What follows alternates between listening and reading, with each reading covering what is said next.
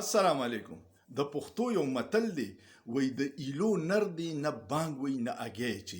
ایلو چې دی د بتکو کې یو قسم دی د هغې نر چې نه بانګ وای نه اگې چي. دې وخت کې دا خبره مې ولي وکړه. دې وخت کې د تحریک انصاف چې کم قیادت بهر دی هغه دقه د ایلو نران دي، نه څه تحریک چلولی شي، نه احتجاج کولی شي، نه چې ظلم ورسره شوی د هغې خلاف څه خبرې کولی شي. او خلک دا وی پوهه خلک چې دې وخت کې دوه ګروپه دي. یو طرف ته اسټابلیشمنټ دی، حکومت دی، جعلي حکومت دی، او د تحریک انصاف کمپرومایز اکثریت لیډرشپ دی چې د اسټابلیشمنټ او د حکومت سره په یو پیج دی، او بل طرف ته عمران خان او عوام دي.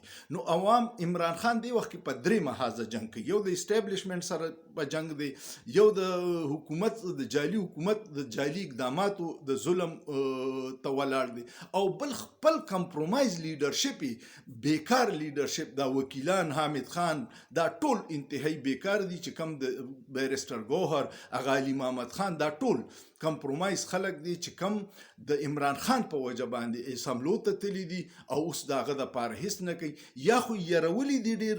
نو چې تاسو یری انتقامي کاروای د کوي زیات نه زیات جیل ته به مو ولیږي. نو عمران خان خو د یو نیم کال راسې په جیل کې نه دی، اخو ولاړ دی په ظلمونو کوي ولاړ. تاسو د جیل نه ولې یریږئ؟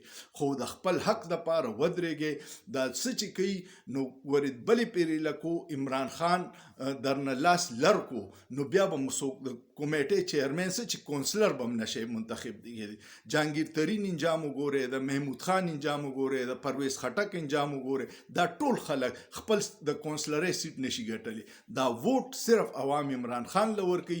نو کو تاسو په دې سخته کې دا کم کردار ادا کوئ چې د هیلو نران مو ځان نه جوړ کړي، نه بانګ وای او نه اګې چوئ، نو دا عوام اینی او بیا به مو هېڅ مستقبل په سیاست کې نی. ستاسو څه خیال دی؟ دا زه چې څه په دوی باندې تنقید کوم دا صحیح کوم کو نه؟ کمنټ وکړئ، لایک یې کړئ، شیر یې کړئ او سوچ پې وکړئ. په سوچ کې څه ګناه نشته.